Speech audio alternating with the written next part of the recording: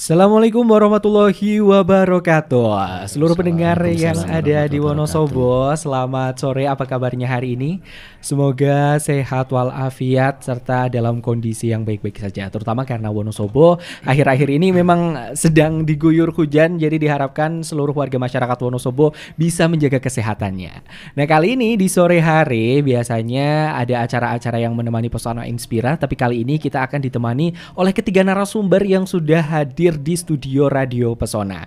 Kali ini kita akan membahas mengenai sosialisasi keberadaan SDM pengawas TPS pada pemilu di tahun 2024 mendatang.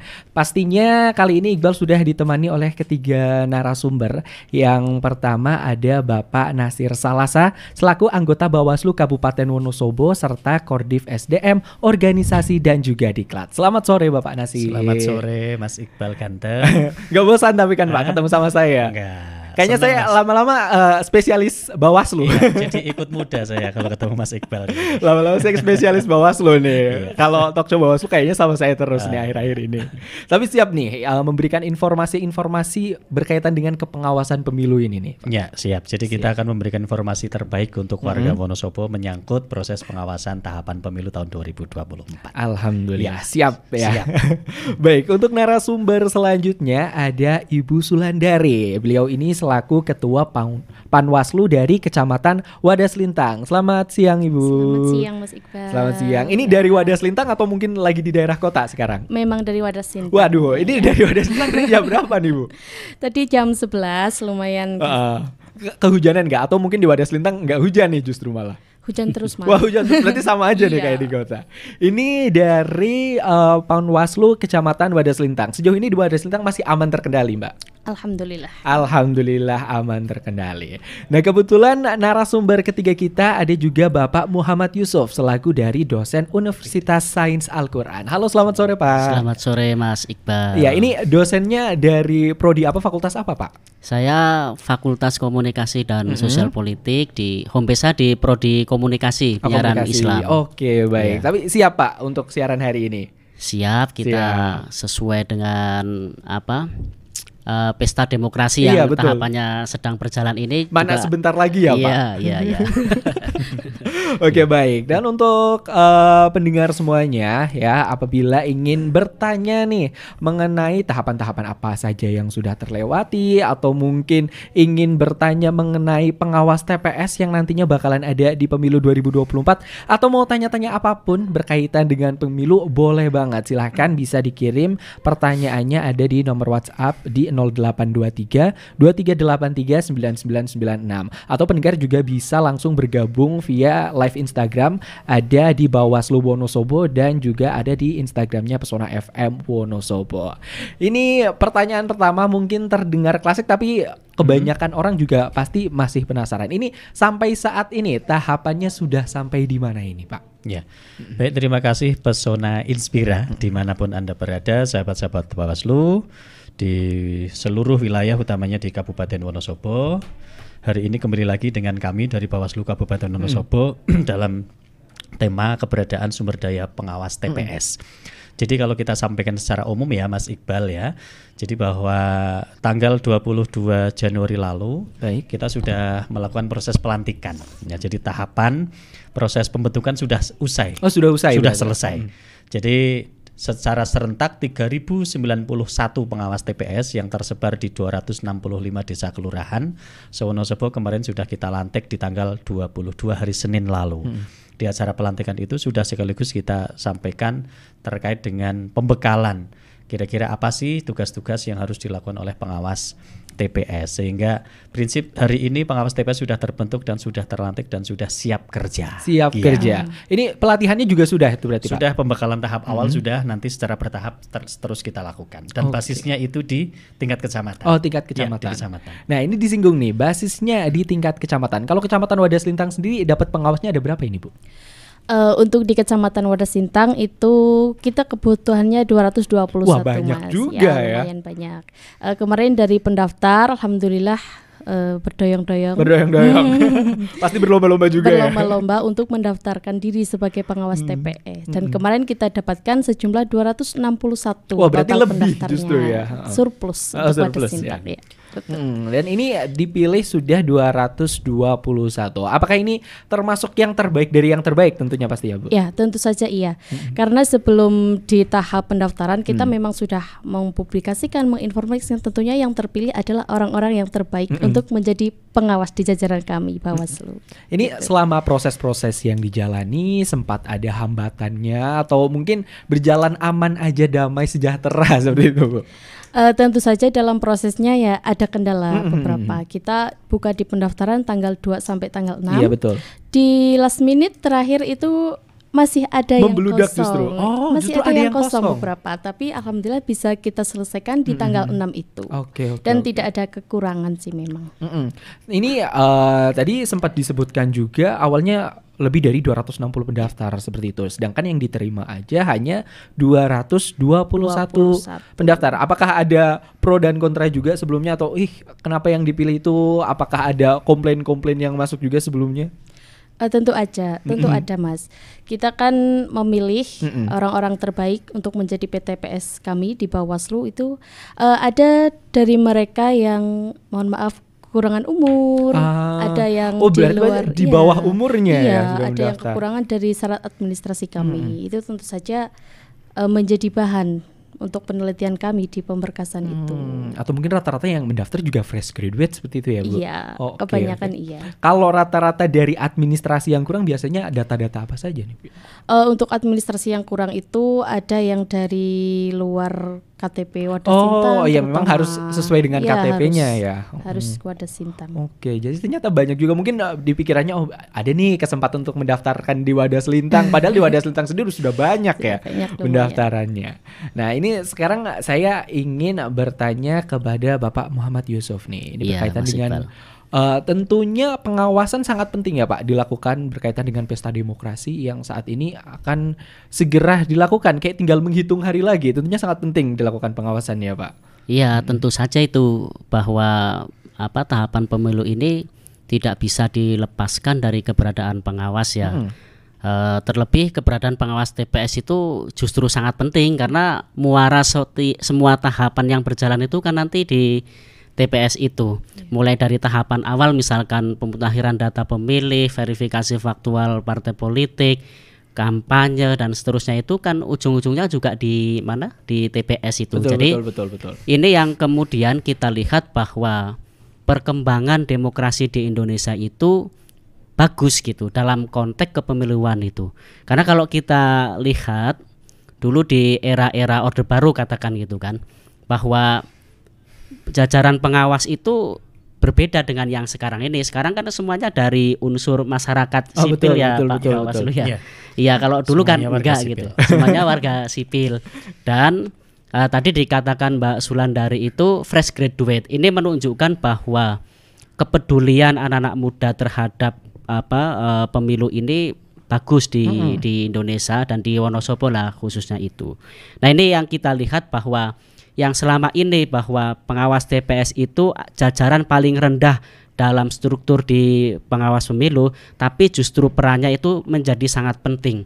Apa artinya ada Bawaslu RI kalau di TPS-nya nggak terawasi gitu? Nah, betul. Gitu. Justru diawasi dari segi yang paling dekat dengan masyarakat dulu ya. Iya, betul itu Mas Iqbal. Itu artinya bahwa ya walaupun di TPS itu pemungutan dan penghitungan suara, tetapi itu akan mencerminkan bagaimana kualitas tahapan-tahapan yang sudah dilalui sebelumnya itu. Kayak gitu kira-kira saya lihat. Berarti sekarang ini dengan adanya pengawas pemilu ini seberapa krusial kehadiran mereka ada di TPS itu Pak? Sangat penting sekali tentu karena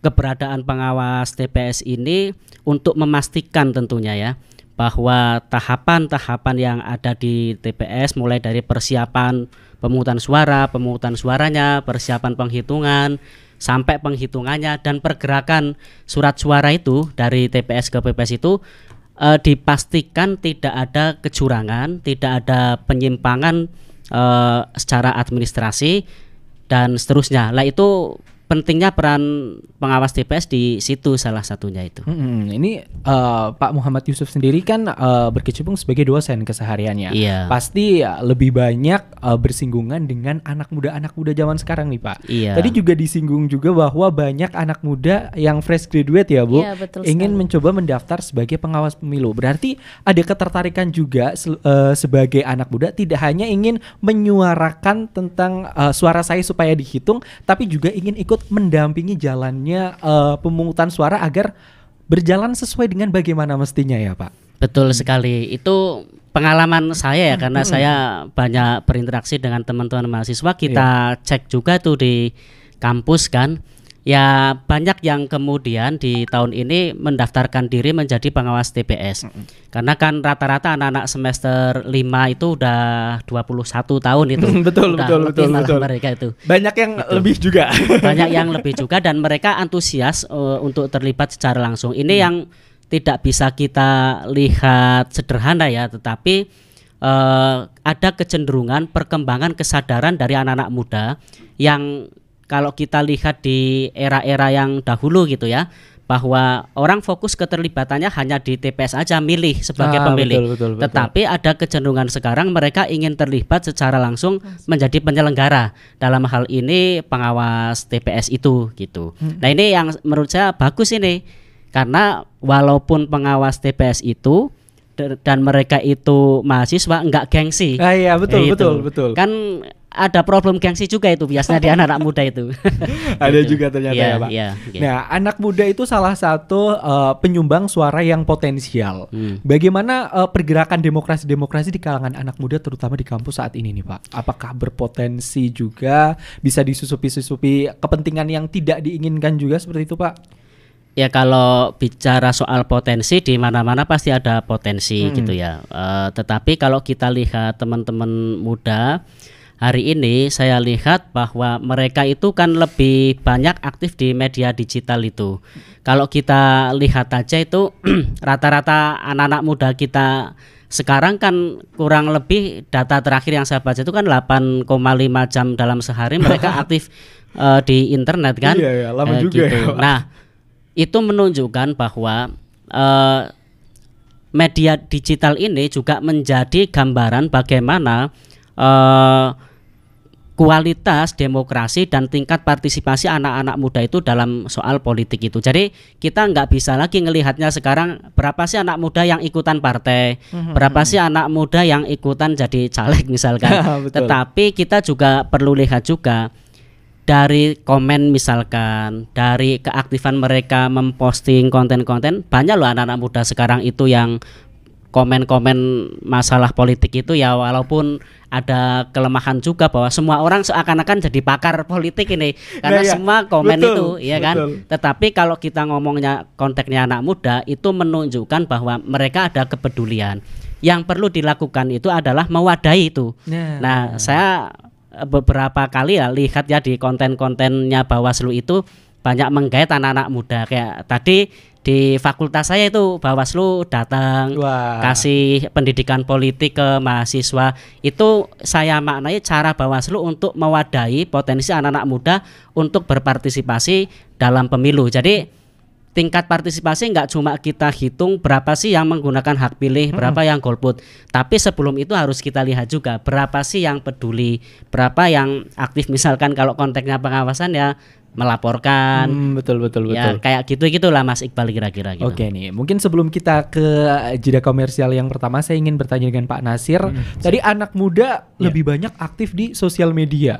Tiba-tiba mereka seakan-akan menjadi expert dalam bidang demokrasi nih Pak. Mereka berusaha untuk menyuarakan pendapat mereka, entah berkaitan dengan satu ikon sosok tertentu ataupun pendapat mereka berdemokrasi secara umum. Ini pengawasannya Bawaslu di jejaring sosial media sendiri tentang pendapat-pendapat seperti itu bagaimana nih? Ya gini, jadi memang kita juga saat ini khusus di Bawaslu Wonosobo ada yang namanya relawan cyber. Oh ada berarti. Dan itu kita rekrut, kita pilih dari memang anak-anak muda semuanya.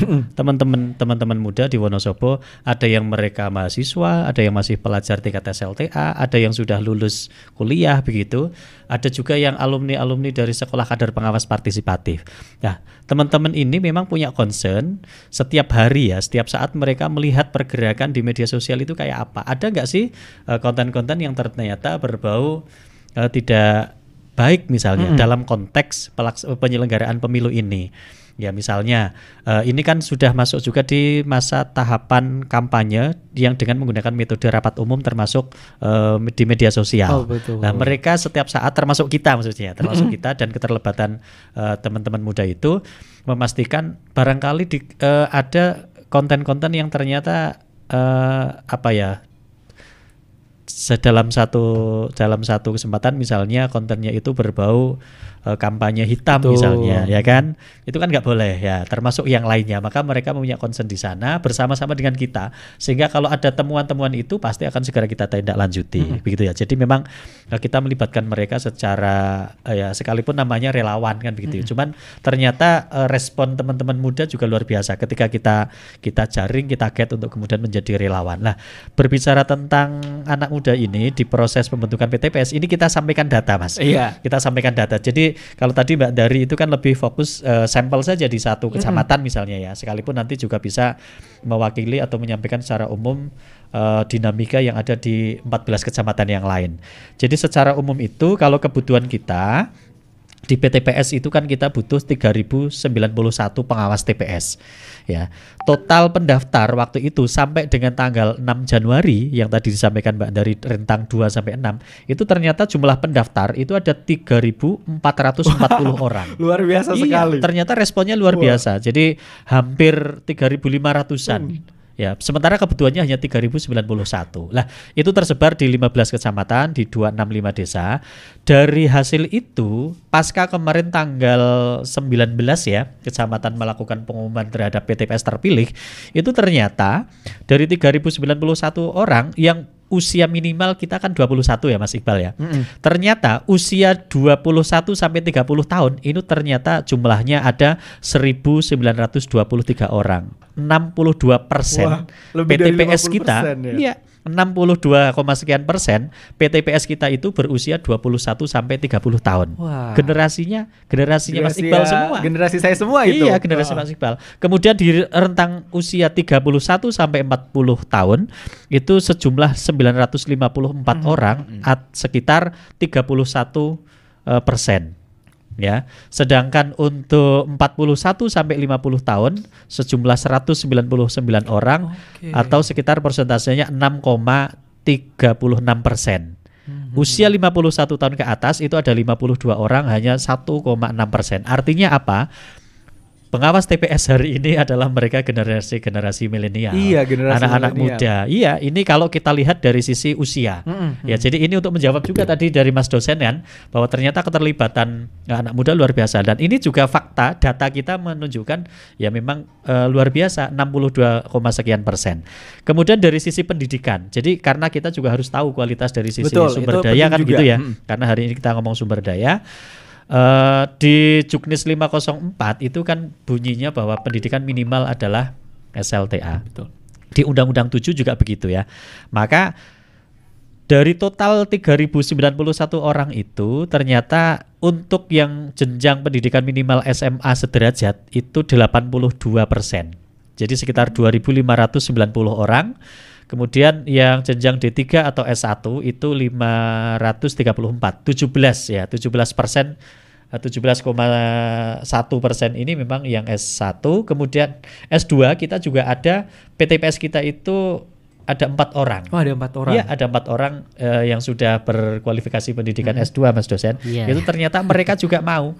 Jadi mungkin nggak mikir persoalan gengsi lagi, tetapi memang karena bagaimana kemudian bisa memberikan kontribusi dalam proses ingin ikut ambil bagian. Memang sih hanya persentasenya di 0,13% ya. Artinya Dari sisi sumber daya manusia ini, kualifikasi pendidikan sudah sangat mumpuni dan mereka sudah betul-betul siap untuk kemudian melakukan kerja-kerja kelembagaan maupun kerja pengawasan. Itu kalau kita lihat dari sisi pendidikan maupun usia. Jadi ada korelasinya menyangkut persoalan kualifikasi pendidikan, kemudian dari sisi usia anak muda itu ternyata juga luar biasa di 62% itu, Mas Iqbal. Oke, luar biasa ya. Ternyata banyak sekali anak-anak muda yang seumuran Iqbal di sini ingin ikut ambil bagian dalam pesta demokrasi. Betul. Mungkin kalau sebagian besar kita dengar di euforia awal inginnya pengen jadi petugas TPS seperti itu. Ternyata jadi petugas pengawas TPS pun euforianya nggak kalah banyak. Betul, ya, luar biasa. Dan mungkin salah satu keunggulan dari anak muda zaman sekarang adalah mereka cukup vokal akan kejadian-kejadian yang ada di sekitar kita ya, seperti itu ya Pak. Mereka cukup vokal akan pesta demokrasi yang ada. Bahkan di beberapa tempat di daerah tempat saya tinggal itu anak-anak muda itu mengadakan nonton bareng debat capres kemarin. Luar biasa. Dan saya pikir waktu saya datang ke situ itu isinya itu bakalan ada buzzer paslon-paslon, ternyata enggak. Mereka benar-benar menanggapi secara kontekstual berdasarkan pengalaman mereka berpolitik mengenai jawaban-jawaban dari seluruh nomor urut yang ada. Berarti tingkat bias mereka itu bisa dibilang nggak begitu tinggi dalam membela pilihannya. Jadi masih berusaha, ini saya berusaha untuk mencari calon-calon yang memang terbaik untuk Indonesia seperti itu. Luar biasa. Ini sudah ada pertanyaan yang masuk, tapi kita simpan terlebih dahulu. Sambil kita menunggu pertanyaan yang lain, kita akan jeda dulu sebentar untuk pendengar ya, dimanapun berada. Masih dibuka line pertanyaan, silahkan untuk mengirim pertanyaannya di nomor WhatsApp 0823 2383 9996 atau juga bisa mengirimkan pertanyaan via live Instagram kita ada di Bawaslu Wonosobo dan Pesona FM Wonosobo, dan kita akan kembali sesaat lagi. Dialog hari ini. Kang, wis oleh pira? Apa nih? Lah, Rika etok-etok ki. Genaye, mesah-mesem bayi mesti kandel ya. Kene bagi-bagi. Ya, meneng-meneng ka. Nek Rika arep ya tak jaluna nanggon tim suksese kayak ge. Tapi Rika temenan ya, noblos sing iki lho Kang. Nek keluargane Rika arep ya tak hitungna sisan. Ben genah bagi pirasi. Nek positif ya nyong gelem. Gonyong bisa umah genah wong 5 noblos. Siap, tak ngebel tim suksesin disit ya. Pada ngapa sih Ki? Ramair lah neng maini politik uang. Hati-hati Kang, akibatnya bahaya. Rika-Rika tak laporna Bawaslu lah. Waspada politik uang. Politik uang bisa berakibat pidana penjara dan denda. Dalam jangka panjang, politik uang menghasilkan manajemen pemerintahan yang korup. Lebih bahaya lagi, politik uang dapat merusak paradigma bangsa. Politik uang bukan hanya karena niat memberinya, tapi juga karena penerimanya. Ayo bersama tolak dan lawan politik uang. Cegah, awasi, tindak. Wujudkan pemilu 2024 yang bersih. Jika Anda menemukan pelanggaran, lapor ke Bawaslu Wonosobo. Telepon 0286 3305 173 atau WA 0811 2555 705 atau sosial media Bawaslu Wonosobo. Ayo, awasi bersama. 1, 2, wait. Posenya yang netral dong. Lah, ini kan sarang heo. ASN harus netral, termasuk pose fotonya. Pose gitu kan bisa diindikasi nomor partai, caleg atau paslon. Terus, pose yang benar gimana? Gini nih, tangannya tuh harus mengepal. Ingat, bukan hanya pose foto, tapi ASN netral yang diimplementasikan dalam setiap perilaku sehari-hari maupun dalam bermedia sosial. ASN harus bersikap netral dalam pemilu. ASN harus patuh pada asas netralitas dengan tidak berpihak dari segala bentuk pengaruh manapun dan tidak memihak kepada kepentingan tertentu. Dalam Undang-Undang Nomor 7 Tahun 2017 tentang Pemilu, ASN dilarang diikutsertakan dalam kegiatan kampanye. ASN yang terlibat sebagai pelaksana atau tim kampanye dapat dipidana kurungan paling lama 1 tahun dan denda paling banyak 12 juta rupiah. Bersama Bawaslu, cegah, awasi, tindak, wujudkan pemilu 2024 yang bersih. Jika Anda menemukan pelanggaran, lapor ke Bawaslu Wonosobo. Telepon 0286 3305 173 atau WhatsApp 0811 2555 705 atau melalui sosial media Bawaslu Wonosobo. Ayo, awasi bersama.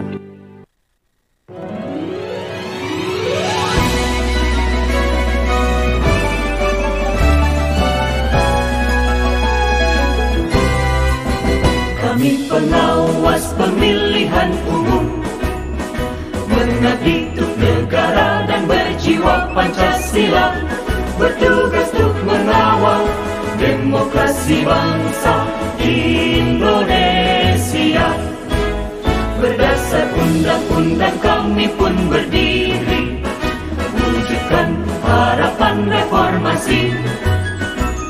Kobar semangat kami tak akan berhenti, ayo awasi. Jujur, adil, mandiri, berintegritas tinggi, menjaga hak pilih di seluruh negeri. Bersama rakyat, awasi pemilu, demokrasi maju. Pengawas pemilu, tonggak demokrasi bangsa. Bersama Badan Pengawas Pemilu, kita tegakkan keadilan pemilu. Pengawas pemilu, tonggak demokrasi bangsa. Bersama Badan Pengawas Pemilu, kita tegakkan keadilan pemilu. Kita tegakkan keadilan pemilu.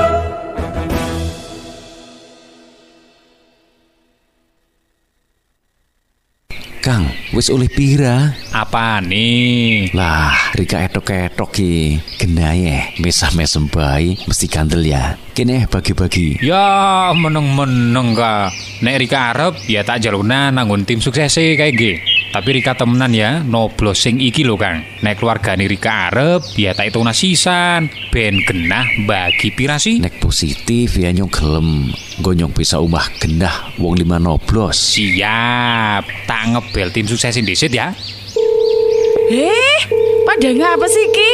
Ramair lah neng maini politik uang. Hati-hati Kang, akibatnya bahaya. Rika-rika tak laporna Bawaslu lah. Waspada politik uang. Politik uang bisa berakibat pidana penjara dan denda. Dalam jangka panjang, politik uang menghasilkan manajemen pemerintahan yang korup. Lebih bahaya lagi, politik uang dapat merusak paradigma bangsa. Politik uang bukan hanya karena niat memberinya, tapi juga karena penerimanya.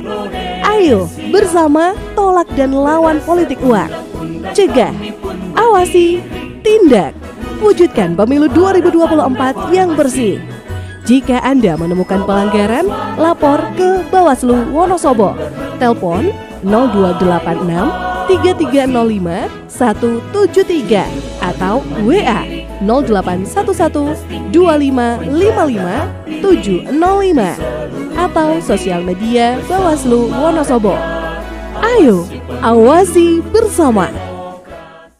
1, 2, wait. Posenya yang netral dong. Lah, ini kan sarang heo. ASN harus netral, termasuk pose fotonya. Pose gitu kan bisa diindikasi nomor partai, caleg atau paslon. Terus, pose yang benar gimana? Gini nih, tangannya tuh harus mengepal. Ingat, bukan hanya pose foto, tapi ASN netral yang diimplementasikan dalam setiap perilaku sehari-hari maupun dalam bermedia sosial. ASN harus bersikap netral dalam pemilu. ASN harus patuh pada asas netralitas dengan tidak berpihak dari segala bentuk pengaruh manapun dan tidak memihak kepada kepentingan tertentu. Dalam Undang-Undang Nomor 7 Tahun 2017 tentang Pemilu, ASN dilarang diikutsertakan dalam kegiatan kampanye. ASN yang terlibat sebagai pelaksana atau tim kampanye dapat dipidana kurungan paling lama 1 tahun dan denda paling banyak 12 juta rupiah.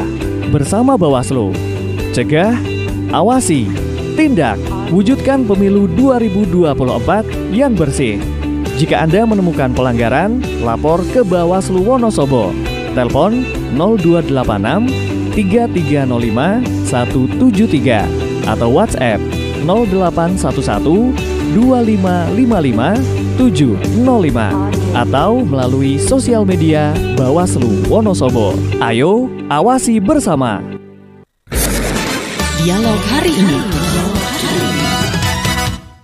Baik pendengar yang ada di seluruh wilayah Kabupaten Wonosobo, kita masih berada di dialog hari ini mengenai sosialisasi keberadaan SDM pengawas TPS pada pemilu di tahun 2024. Iqbal juga di sini masih bersama dengan ketiga narasumber kita, ada Bapak Nasir Salasa selaku anggota Bawaslu Kabupaten Wonosobo dan juga Kardif SDM Organisasi dan Diklat. Kemudian ada Ibu Sulandari sebagai Ketua Panwaslu dari Kecamatan Wadas Lintang dan Bapak Muhammad Yusuf selaku dosen dari Universitas Sains Al-Quran. Dari tadi kita sudah membahas banyak hal nih mengenai panitia nantinya bakalan mengawasi jalannya pemilu yang ada di TPS Pesona Inspira semuanya nih. Nah sekarang yang jadi hal paling penting adalah tugas-tugas utamanya itu apa aja dan apa yang harus mereka lakukan serta batasan-batasannya nih Pak. Ya, oke. Baik, terima kasih Pesona Inspira dimanapun Anda berada Mas Iqbal. Jadi memang pasca kemarin kita lantik ya di tanggal 22, sebetulnya pengawas TPS juga sudah kita berikan pembekalan di masing-masing kecamatan yang melakukan teman-teman Panwaslu kecamatan gitu ya. Jadi kita memang secara hierarki begitu karena kita lembaga vertikal dari RI ke bawah sampai level di pengawas TPS sebagai garda terdepan proses pengawasan. Nah kalau kita lihat di Undang-Undang 7 itu sebetulnya tugas pengawas TPS itu nggak banyak ya, setidaknya hanya ada 5, simpel gitu ya.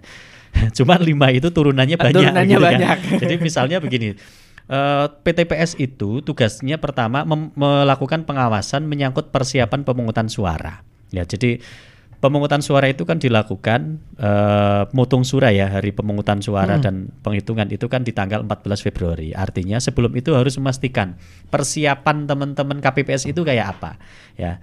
Jadi kalau tadi ada pertanyaan KPPS itu tugasnya apa, dia lebih melakukan pekerjaan yang sifatnya teknis penyelenggaraan.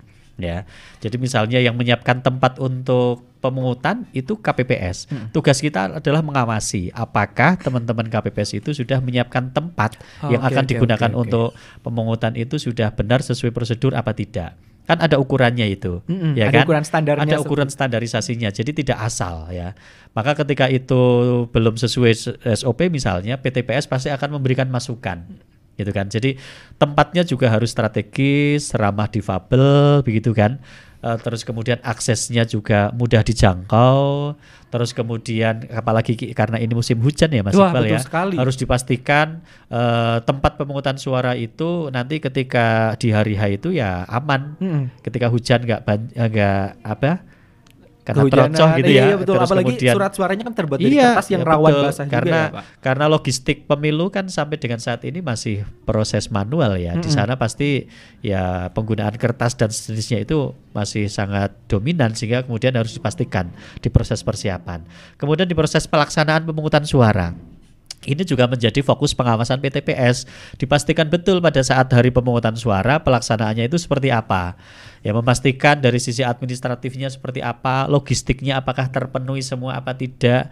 Karena jangan sampai sudah masuk pada pelaksanaan pemungutan suara, ternyata surat suara misalnya yang salah satu item dari logistik pemilu itu ternyata tidak tersedia. Atau tersedia tetapi dalam kondisi tidak layak misalnya. Tidak layak itu bisa jadi karena banyak hal ya. Misalnya proses distribusi karena ini musim hujan, ternyata misalnya kotak suara yang sudah berisi banyak logistik di dalamnya, ternyata misalnya ada yang basah atau ada yang sobek karena karena sesuatu lah misalnya ya, maka di proses itu kita pastikan betul ya sampai di hari pelaksanaan, termasuk memastikan apakah orang-orang yang hadir ke TPS itu adalah memang orang yang sesuai dengan DPT di TPS itu. Iya, karena kan kita daftar pemilih kan ada 3 kategori, DPT, DPTB, sama DPK. Sampai pada perlakuan, kalau pemilih kategori DPT itu dia mendapatkan berapa surat suara, kalau DPTB berapa, kalau DPK berapa, itu harus kita pastikan juga di proses pelaksanaan, sehingga di pelaksanaan itu ada banyak sekali sebetulnya yang menjadi fokus. Maka pada poinnya pengawas TPS di hari pemungutan suara itu ya harus standby dari persiapan sampai dengan akhir sampai selesai ya, sehingga kita memang mendorong ketika ada pengawas TPS yang kebetulan tidak berada, hak memilihnya tidak berada di TPS itu, kita dorong untuk menggunakan form pindah memilih. Iya, jadi biar bisa milih di TPS itu, karena praktis tidak bisa meninggalkan. Iya kan? Benar, supaya suaranya juga masih bisa terhitung. Iya, suaranya, hak pilihnya tetap bisa terpakai, tetapi fokus pengawasannya tidak kemudian lalai atau ditinggalkan. Yang berikutnya persiapan penghitungan suara ini juga harus dipastikan. Jadi pasca kemudian jam 7 dilakukan proses pemungutan ya kan, sampai dengan jam 13 itu juga ada rentang waktunya Mas Iqbal. Jadi pasca jam 1 selesai itu kan harus dipastikan proses persiapan penghitungan suara kayak apa sampai pada pelaksanaan proses penghitungan suara ya. Pasca itu juga pergerakan hasil penghitungan suara dari TPS sampai ke PPS ini juga menjadi fokus pengawasan tugas dari PTPS, salah satunya itu ya. Kalau dari sisi alat kerja pengawasannya kita sudah siap lah. Artinya teman-teman juga kemarin sudah kita bekali, sudah kita pintak di tahap awal, mereka sudah mulai paham, mulai tahu apa sih tugas-tugas dari PTPS secara lebih detail ya. Kalau kami sampaikan di forum ini saya kira butuh waktu kurang lebih dari 3 jam. Betul. Iya betul. Nah kali ini pertanyaan pribadi dari Iqbal nih, karena Iqbal cukup penasaran. Mungkin ini karena saya juga ya yang masih awam di pemilu seperti ini. Saya penasaran nih, apakah petugas TPS dan pengawas yang ada di TPS ini memiliki hak suara juga untuk memilih, ataukah ada batasan-batasan tertentu kalau misalnya mereka ingin menggunakan hak suara mereka nih Pak, karena mereka kan tentunya mengawasi juga apakah nanti akan ada cadangannya dan lain sebagainya seperti itu. Ya, jadi gini. Jadi salah satu syarat menjadi PTPS itu kan dia warga negara Indonesia berusia minimal 21 tahun dan dia juga memiliki hak pilih. Oh, dia memiliki hak pilih. Nah, kita pastikan dari sisi domisili sebetulnya levelnya adalah di tingkat kecamatan, dalam satu kecamatan. Tetapi memang dari Juknis itu memungkinkan manakala warga di TPS bersangkutan tidak ada yang mendaftar, kan gitu. Boleh diisi dari PTPS yang berasal dari TPS dalam lintas TPS dalam satu desa. Ya, bisa lebih yang terdekat. Yang terdekat. Kalau ternyata kok itu kurang, Juknis mengatur bahwa boleh diisi pengawas TPS, lintas desa dalam satu kecamatan.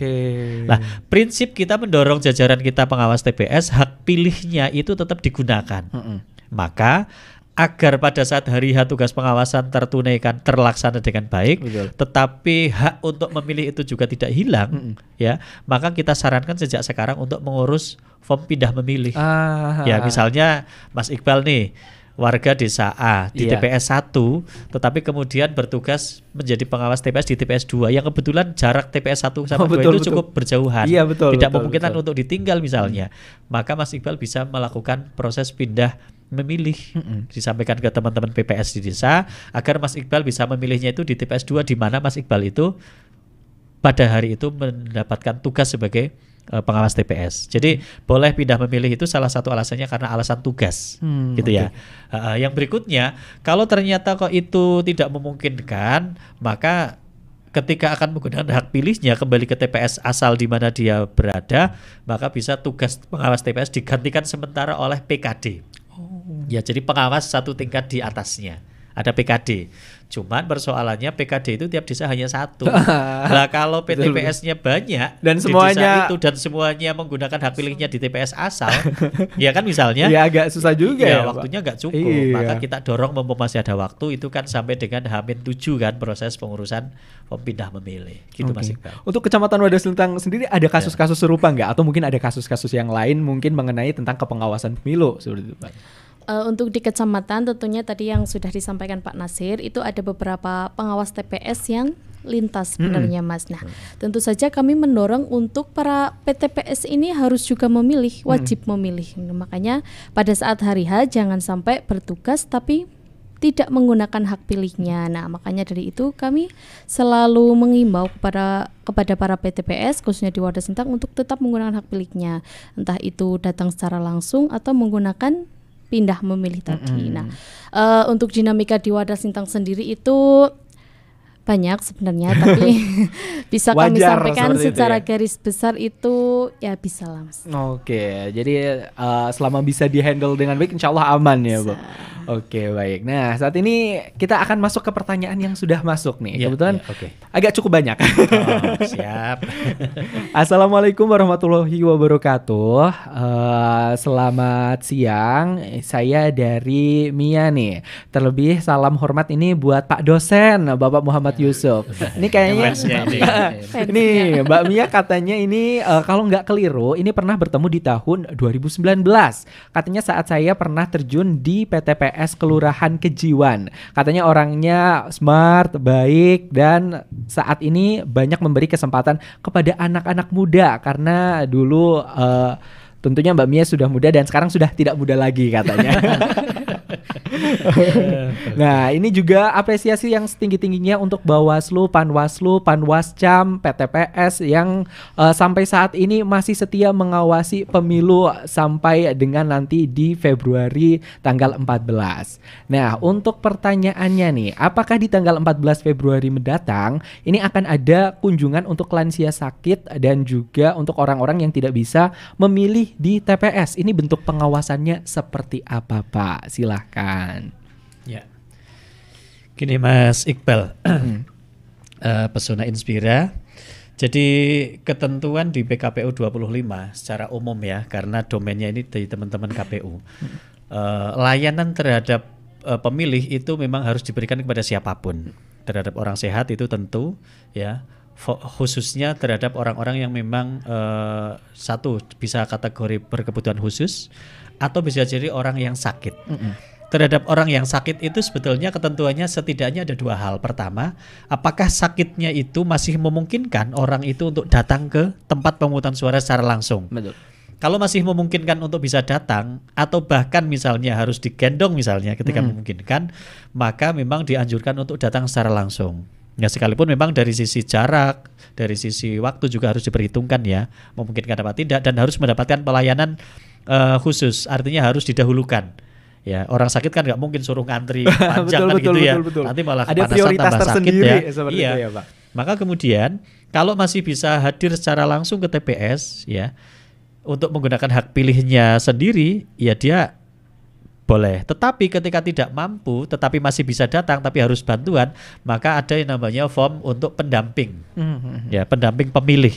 Dia boleh menunjuk satu orang dari keluarga misalnya, atau dari salah satu petugas KPPS yang diminta untuk mendampingi sampai ke dalam bilik suara. Jadi boleh. Boleh agar kemudian beliau bisa menggunakan hak pilihnya ketika memang ada kendala, termasuk mohon maaf difabel, ya kan? Teman-teman disabilitas yang memang punya kebutuhan-kebutuhan khusus sehingga harus ada pendampingan. Tetapi manakala ternyata kok tidak bisa hadir secara langsung, itu ada kekhususan boleh mendatangi kepada pemilih yang memang tidak bisa hadir ke TPS dengan cara dikunjungi. Ya, tapi waktunya di 1 jam terakhir ya Pak dosen ya. Di 1 jam terakhir. Tapi memang prosesnya juga harus lengkap ya. Dari KPPS-nya ada, dari pengawas juga harus mengikuti, harus dipastikan betul. Jangan sampai kemudian hak pilihnya itu ketika dilakukan di rumahnya misalnya, di kamarnya gitu misalnya, dari sisi kerahasiaan, kebebasan dan seterusnya itu tidak terpenuhi, ya nanti bisa jadi temuan kan gitu ya. Tapi ini sifatnya memang kasuistik ya, saya kira ya bisa jadi ada tetapi mungkin tidak banyak ya. Tapi dari sisi layan memang boleh dilakukan semacam itu ketika memang tidak memungkinkan, termasuk misalnya orang-orang yang pada saat hari H itu sakit dan di rumah sakit itu kan juga ada layanan dari TPS terdekat. Karena memang untuk Wonosobo itu 3090 itu TPS umum biasa, hanya ada satu TPS yang kategorinya TPS layanan khusus ya. TPS khusus itu ada di rumah tahanan. Ya, kalau rumah sakit itu tidak ada TPS khusus, tetapi nanti di cover dari TPS terdekat ya, dari PKU, kemudian RSI, kemudian dari RSU, itu juga melihat nanti TPS terdekat yang akan mengcover itu, Mas. Oke, berarti memang dipastikan untuk seluruh warga negara yang memang memiliki hak suara agar bisa menggunakan hak suaranya. Oke, betul. Jadi kalau ada kasus begitu, kita akan mendorong KPPS untuk bisa memberikan layanan dengan baik, dan tugas pengawasan juga pasti akan kita lakukan dengan baik juga. Bahkan pengawasan juga seperti yang tadi disebutkan sampai ke dalam rutan juga untuk TPS khususnya. Oh iya, kita ada dari kecamatan kota itu kan masuknya dari Wonosobo Barat. Ya, itu juga ada PTPS yang kita tugaskan di rutan. Dan untuk yang mengenai sistem jemput bola, karena dilaksanakan di jam-jam terakhir, jadi biasanya untuk pengawas TPS yang bersangkutan yang terdekat yang akan mengawasi ke rumahnya seperti itu, Pak. Nanti akan dikoordinasikan dengan PKD, PKD di desa itu. Ketika kemudian dia harus mengawasi yang layanan sampai jemput bola itu ke rumah ya, maka untuk di TPS-nya kan tentu harus ada pengawasan. Maka nanti bisa ganti sementara oleh PKD. Oke. Untuk kasus-kasus seperti itu di Wadas Lintang sudah ada mulai ingin orang-orang yang mendaftar di rumah, pengen karena sudah tidak bisa untuk mendatangi TPS, sudah ada atau sampai saat ini masih belum nih? Untuk saat ini beberapa sudah kami kantongi datanya, dan memang kami harapkan untuk lansia dan kelompok-kelompok yang lain yang memang pada hari hari tidak bisa datang langsung sudah mulai kita list, Mas. Oke, dan ini tiba-tiba pertanyaannya nambah nih, Pak. Ini bagaimana mengenai orang yang stroke? Beliau sudah susah untuk berjalan, bergerak juga sudah susah, dan untuk mengucapkan misalnya dia ingin diwakilkan hak suaranya juga sulit. Apakah ada hak suara yang bisa diberikan ke ahli waris misalnya seperti itu, Pak? Nggak bisa, kalau itu nggak bisa. Jadi bolehnya itu adalah istilahnya itu ya form pendamping pemilih sebetulnya begitu. Oke. Tetapi tidak kemudian hak suara itu diwariskan. Ketentuannya di regulasi belum memungkinkan. Tapi untuk pendamping pemilih itu boleh. Sifatnya membantu. Membantu. Ya, jadi si pendamping pemilih itu melakukan sesuai dengan kehendak yang didampingi. Oke. Baik. Wah, ini hal baru nih buat Iqbal untuk hal-hal seperti ini. Kemudian pertanyaan selanjutnya, ini siang Kak Iqbal, ini dari Dino nih. Mengapa pengawas TPS ini harus memiliki kemampuan komunikasi yang baik dan sikap yang tegas?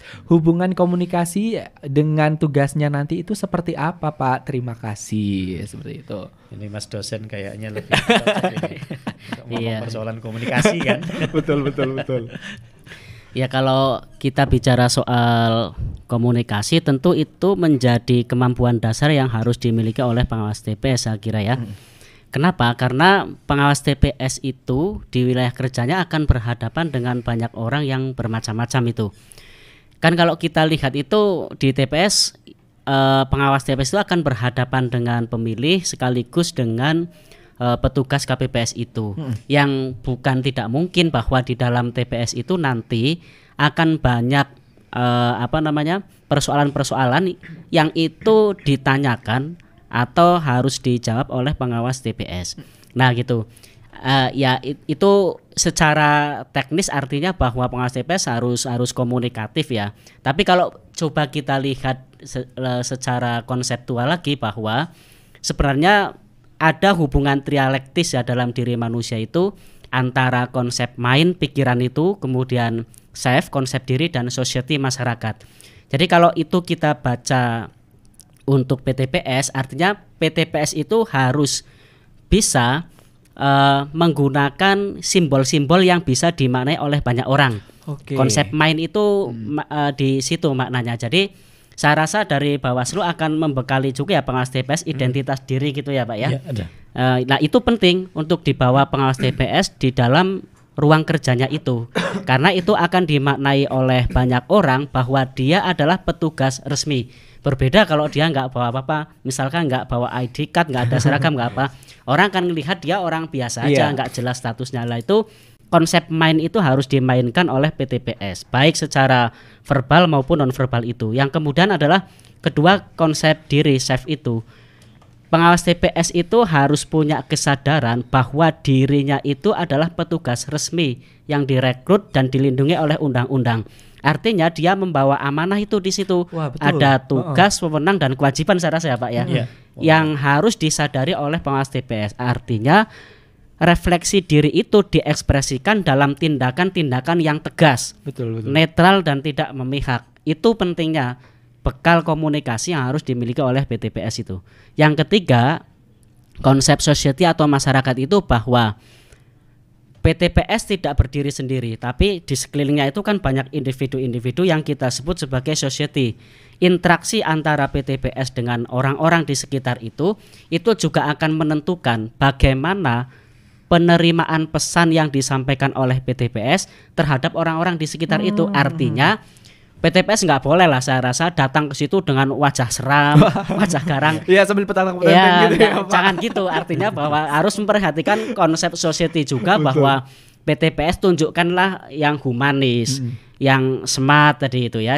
Jadi orang di situ sadar bahwa itu pengawas TPS, tetapi juga pengawas TPS tidak dimaknai sebagai orang yang ingin cari pelanggaran, tetapi orang yang ingin ngawal proses di situ, menjawab masalah-masalah yang ada di situ, sehingga orang merasa bahwa kehadiran PTPS ini menjadi penting dalam menjelaskan persoalan-persoalan yang barangkali tidak diketahui oleh KPPS maupun pemilih tadi itu.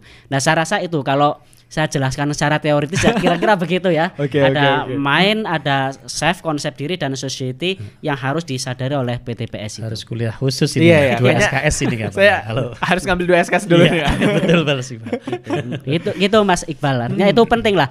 Kemampuan komunikasi itu penting buat PTPS gitu. Berarti kita juga harus sadar bahwa sebagai panitia pengawas yang ada di TPS itu dia adalah hadir sebagai sosok yang tidak hanya mewakili dirinya sendiri, tapi mewakili jabatannya sebagai pengawas. Jadi kadang tindak tanduknya, perilakunya, ini kalau ada kesalahan tidak menyalahkan sang individu, tapi menyalahkan sosoknya sebagai pengawas TPS seperti itu ya, Pak. Iya, artinya benar Mas Iqbal, pengawas TPS hadir sebagai petugas yang mengawasi seluruh tahapan di TPS itu, bukan sebagai individu. Artinya dia itu kan pasti punya tugas yang diemban, punya kewenangan dan punya kewajiban-kewajiban yang memang melekat dalam dirinya itu.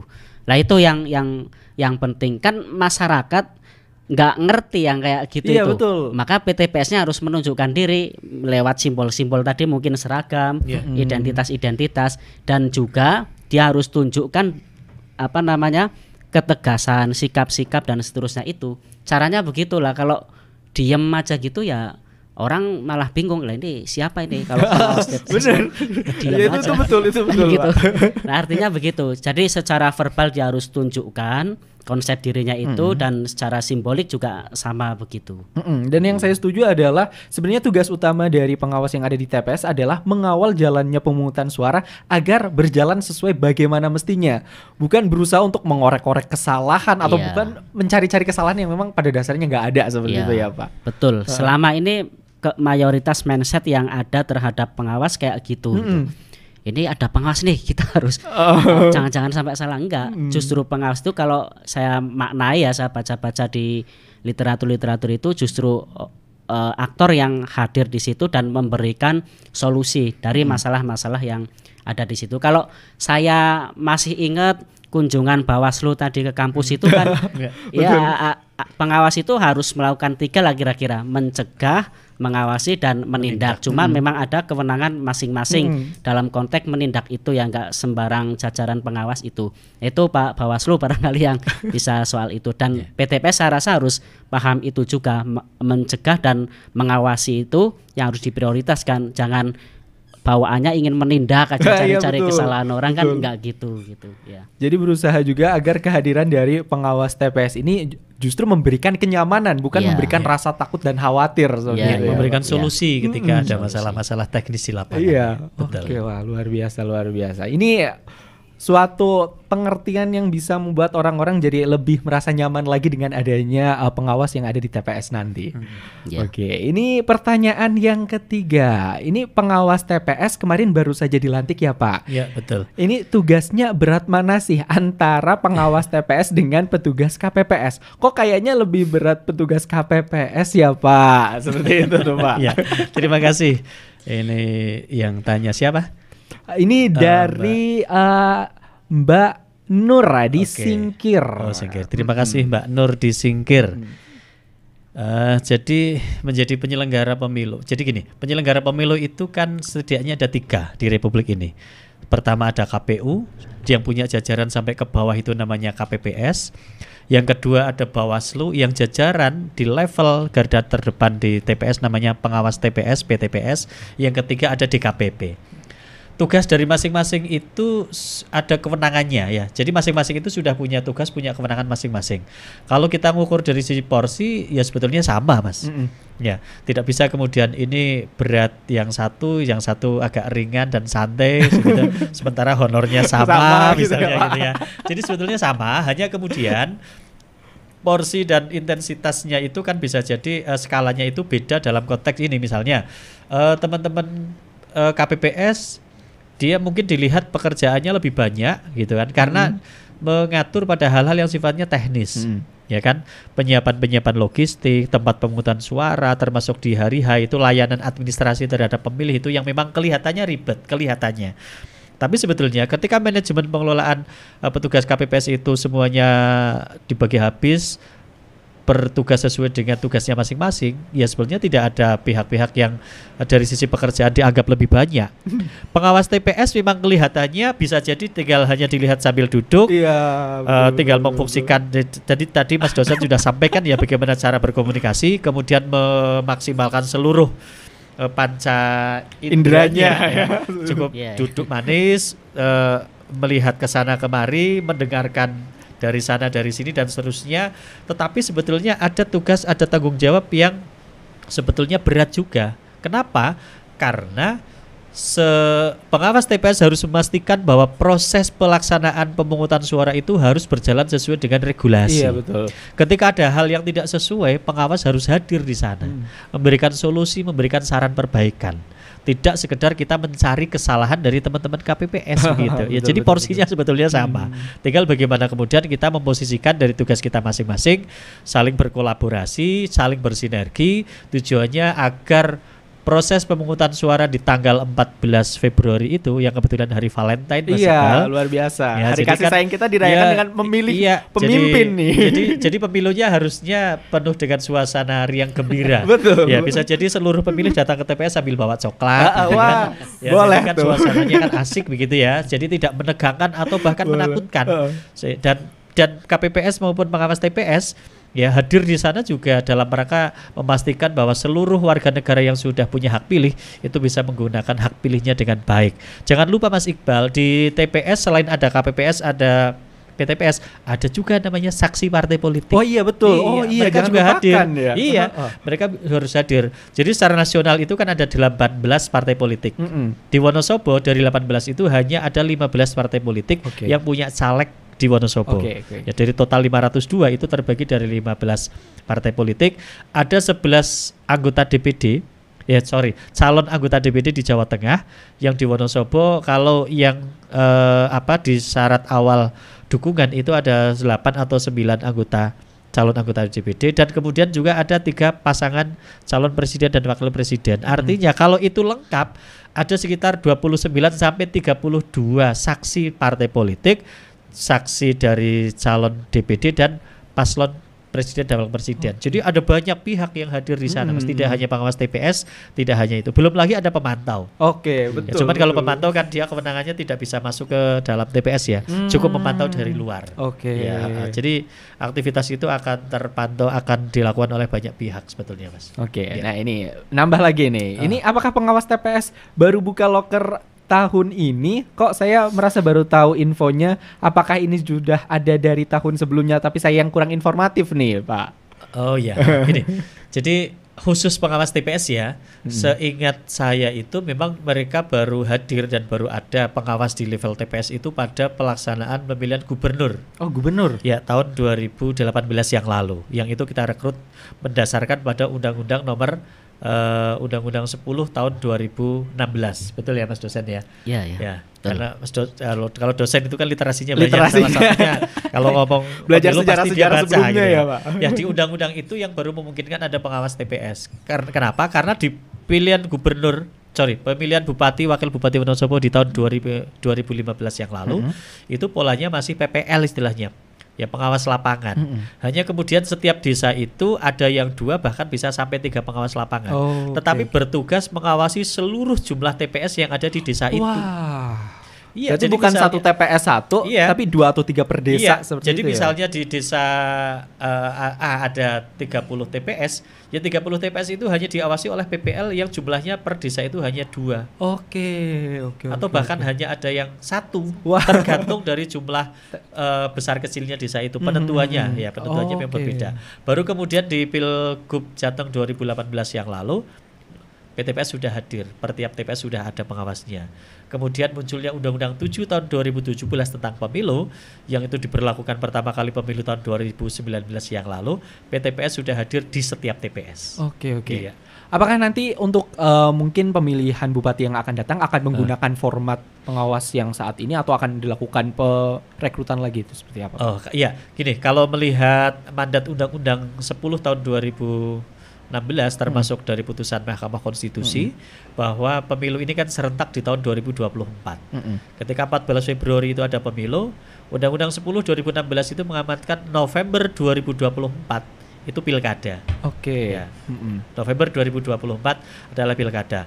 Lah, pertanyaannya kan apakah PTPS-nya nanti lanjut apa enggak kan Iya, begitu? betul. Ya, tentu kita nanti akan menunggu ya juknis terbaru atau keputusan dari pimpinan kita di RI sana apakah secara otomatis, karena ini rentang waktunya panjang. Ya, jadi pasal 90 ayat 2 Undang-Undang 7 tahun 2017 di sana mengamanatkan bahwa pengawas TPS itu terbentuk selambat-lambatnya 23 hari sebelum hari H dan 7 hari setelah hari H. Praktis 30 hari kan 1 bulan. Maka dengan tugas yang hanya 1 bulan ini, secara otomatis ketika pemilu ini selesai, ya tugasnya selesai di 1 bulan ini, 7 hari setelah tanggal 14. Ya, beda halnya dengan teman-teman Panwaslu Kecamatan, Mbak Dari misalnya, termasuk teman-teman PKD, kita masih menunggu PKPU itu memungkinkan untuk kemudian lanjut dari proses pengawasan pemilu sampai ke tahapan pilkada. Cuman kita masih menunggu ya Mas Iqbal ya, karena PKPU tahapan pilkada belum keluar, belum muncul. Tapi kalau untuk pengawas TPS nanti ada skemanya, apakah pengawas TPS di Februari ini nanti akan ditetapkan kembali untuk November pilkada, ataukah rekrut ulang, atau yang sudah menjadi pengawas TPS ini ketika mendaftar ada kehususan tertentu misalnya, iya. nanti masih kita tunggu arahan dari pimpinan di RI. Ya. Mari ya, sama-sama kita tunggu aja untuk Ya. pemilihan yang akan datang. Sekarang kita fokus ke pemilihan yang paling dekat di tanggal Betul. 14 Februari dulu ya, Pak. Harinya sudah semakin dekat ini. Nah, ini pertanyaan terakhir yang masuk. Siang Pak Nasir, ini dari Cinta Dileksono. Kasih tips dong untuk pengawas pemula, karena kita kan bekerja sendiri nih Pak di TPS, dan untuk menghadapi segala macam permasalahan yang mungkin tidak bisa kita kontrol sendiri Pak, itu gimana? Saya pemula juga di bagian pengawasan TPS ini Pak, silahkan. Ya, Mbak Sinta ya. Nggih. Di Laksono, baik. Terima kasih. Jadi di awal kami juga sudah sampaikan teman-teman pengawas TPS dari sisi usia adalah usia-usia produktif. Dari sisi pengetahuan, kualifikasi pendidikan juga sudah sangat memadai Mas Iqbal. Ya. Teman-teman Panwascam dan PKD juga tidak ada henti-hentinya untuk melakukan proses pembekalan, bintek dan diskusi-diskusi kecil di masing-masing desa atau di level kecamatan misalnya, untuk kemudian memberikan pemahaman kepada siapapun yang bisa jadi ini menjadi pemula. Ke depan kita juga sudah menyiapkan ada yang namanya buku saku pengawas TPS. Oh, jadi sudah dibekali ada ya, jadi ke depan itu kita akan membekali seluruh pengawas TPS di Wonosobo, ada yang namanya buku saku pengawas TPS. Namanya saja buku saku, berarti kan buku yang bisa dimasukkan saku kan. Ya, simple. Kemudian di situ sudah menjelaskan apa-apa sih yang harus dilakukan. Ya, kita juga punya yang namanya roadmap. Roadmap itu peta jalan pengawasan, pemungutan dan penghitungan suara. Di roadmap itu juga sudah berisi hal-hal teknis dan sangat detail terhadap tugas apa yang harus dia lakukan. Ketika terjadi pelanggaran, apa yang harus dia lakukan, pencegahannya seperti apa. Karena tadi Mas dosen juga sudah nyinggung, tugas Bawaslu, tugas pengawas itu memastikan 3 hal. 1, melakukan proses pencegahan. Yang kedua, melakukan proses pengawasan. Yang ketiga, proses penindakan pelanggaran ketika itu terjadi. Ya, jadi di roadmap itu sudah diatur secara teknis. Ketika kemudian ada potensi melanggar, apa yang harus dilakukan, tindakan-tindakan PTPS itu apa, di situ sudah ada. gitu ya. Yang kemudian yang berikutnya, ketika melakukan tugas pengawasan, pengawas TPS itu ada yang namanya Form A, formulir hasil pengawasan. Ya, nah di formulir hasil pengawasan khusus Tungsura itu nanti kita juga ada template khusus Form A ya, Form A khusus yang kemudian di situ juga berisi rekap kejadian khusus ketika ada kejadian-kejadian yang berpotensi atau masuk kategori kejadian khusus yang memang itu harus segera ditindaklanjuti misalnya. Ya, itu sudah ada, Mas. Jadi Mbak Sinta bersabar saja, secara bertahap pasti. Ya, tahapan-tahapan proses pembimbingan, bintek, pembekalan itu akan selalu kita upayakan dan kita lakukan. Kemudian juga ke depan akan kita buatkan termasuk dari provinsi dan dari RI video-video tutorial, video singkat bagi teman-teman pengawas TPS. Jadi itu juga menjadi bekal ketika nanti melakukan tugas pengawasan di TPS ya. Dari sisi lain kita juga sudah mengupayakan memberikan fasilitasi dari sisi perlengkapan ya, identitas. Jadi ke depan pengawas TPS bertugas di tanggal 14 Februari itu mereka sudah punya identitas khusus. Ya, ada kaos khusus PTPS, kemudian rompi, kemudian topi, dan juga ID card. Jadi ke depan teman-teman pengawas TPS insya Allah gagah lah mereka datang ke tempat pemungutan suara itu sudah dengan identitas yang jelas, ada ID card yang jelas, termasuk bekal-bekal lain, ada buku saku dan seterusnya, sehingga kami meyakini pengawas TPS kita sudah betul-betul siap dan gagah ketika kita terjunkan menjadi pengawas TPS di lapangan nanti. Selain itu ke depan kita juga ada apel siaga khusus PTPS. Ada apelnya basisnya di tiap kecamatan. Itu di rentang waktu 7 sampai 9 Februari ke depan sebelum hari tenang. Jadi insya Allah ada banyak bekal lah untuk teman-teman pengawas TPS sehingga tidak perlu ragu dan takut begitu, maka tinggal dimantapkan saja. Rajin baca-baca regulasi atau ketentuan lainnya sehingga pada saat bertugas di TPS itu sudah betul-betul siap. Ya, tidak ada kata lain kecuali kata siap. Siap, wah, gitu. Luar biasa. Dengan segala pembekalan itu nanti udah siap mengawasi dengan segala atributnya juga akan lebih mudah dikenali juga pastinya. Biar dikenali sama pemilih sama publik begitu kan. Oke. Karena waktu kita juga sudah hampir habis, Pak. Mungkin sebagai penutup silahkan memberikan closing statement masing-masing baik berkaitan dengan pengawasan, demokrasi ataupun di kecamatannya masing-masing. Silahkan. Dari mana dulu nih? Bebas nih. Pak Nasir dulu aja, Pak. Oke. Ya, baik. Pesona Inspira dimanapun Anda berada dan sahabat-sahabat Bawaslu dan seluruh jajaran dari Bawaslu Kabupaten Wonosobo, Panwaslu Kecamatan, PKD dan PTPS yang sudah terbentuk ya, yang sudah terlantik.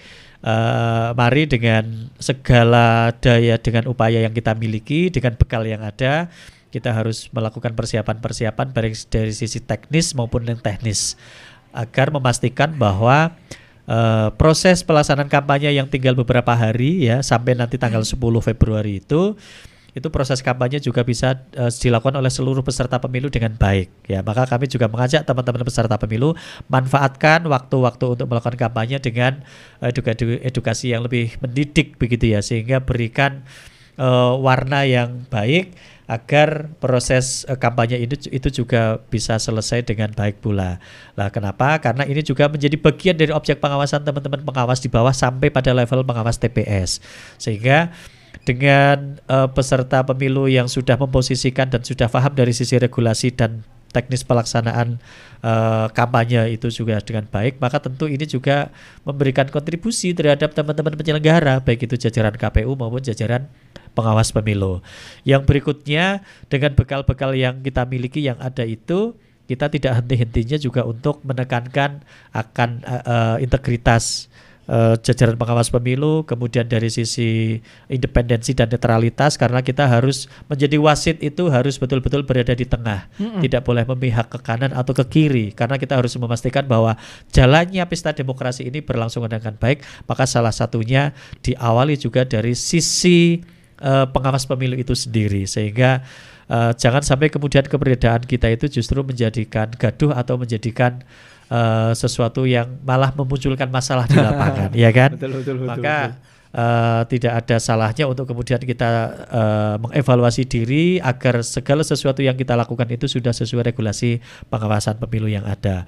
Yang berikutnya, karena waktu ini juga tidak banyak, ya kami juga mendorong jajaran pengawas utamanya PTPS untuk rajin baca, belajar, berdiskusi, bertanya dengan siapapun, utamanya dengan jajaran pengawas kita di kecamatan ataupun di desa, agar sesuatu yang sekiranya masih dianggap kurang itu segera tertutupi. Dengan cara kita belajar berdiskusi untuk mendapatkan pemahaman, sehingga kemudian dari sisi kompetensi tidak diragukan, dan sampai dengan di hari H dan setelah itu insya Allah semuanya juga siap bekerja. Kita juga berupaya seluruh pengawas TPS di Wonosobo, kita juga nanti ada yang namanya BPJS Ketenagakerjaan. Ini bagian dari upaya kita untuk memproteksi saja sebetulnya, ya, sehingga tidak lagi berpikir bagaimana ketika, mohon maaf ya, di lapangan itu kan kondisinya kan tidak bisa, tidak menentu juga. Tidak menentu, tidak bisa kita prediksi sejak awal. Maka dari sisi proteksi ini juga kita upayakan, kita lakukan. Termasuk dari sisi apapun, kalau itu yang menjadi hak dari teman-teman PTPS, nanti pada saatnya juga akan kita sampaikan dengan sesuai dengan ketentuan. Begitu Mas. Ya. Silahkan Bu, mungkin untuk selanjutnya. Oke, untuk dari saya begini. Mungkin pemilu sudah ada di depan mata ya Mas Iqbal. Jadi kita harus mempersiapkan itu semaksimal mungkin. Yang pertama adalah dari jajaran kami di Panwasam Wadas Sintang terutama, dan seluruh teman-teman di Panwasam lainnya, jajaran pengawas desa dan khususnya jajaran pengawas di TPS. Kita harus, yang pertama adalah sehat. Tanpa sehat kita tidak bisa berbuat apa-apa, kita tidak bisa melaksanakan tugas. Yang pertama adalah harus sehat dulu. Fit, harus bugar dan teman-temannya itu. Yang kedua adalah kita harus siap secara mental, karena pada saat hari H dan persiapan kita butuh mental yang sangat luar biasa untuk bisa melaksanakan tugas dengan sebaik-baiknya. Yang ketiga adalah kita harus siap dengan kapasitas diri, rajin-rajin membaca, pelajari undang-undang dan aturan mainnya seperti apa. Kita tentu bertugas tidak berdasarkan tangan kosong, tapi berdasarkan apa yang sudah diperintahkan oleh undang-undang.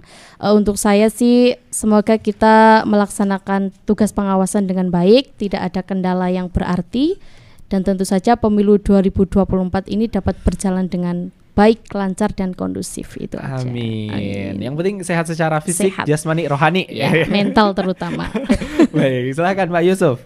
Ya Mas Iqbal, terakhir dari saya itu untuk sahabat-sahabat pengawas TPS, bahwa Anda ini dipilih dan mendapatkan kesempatan yang tidak semua orang bisa mendapatkannya.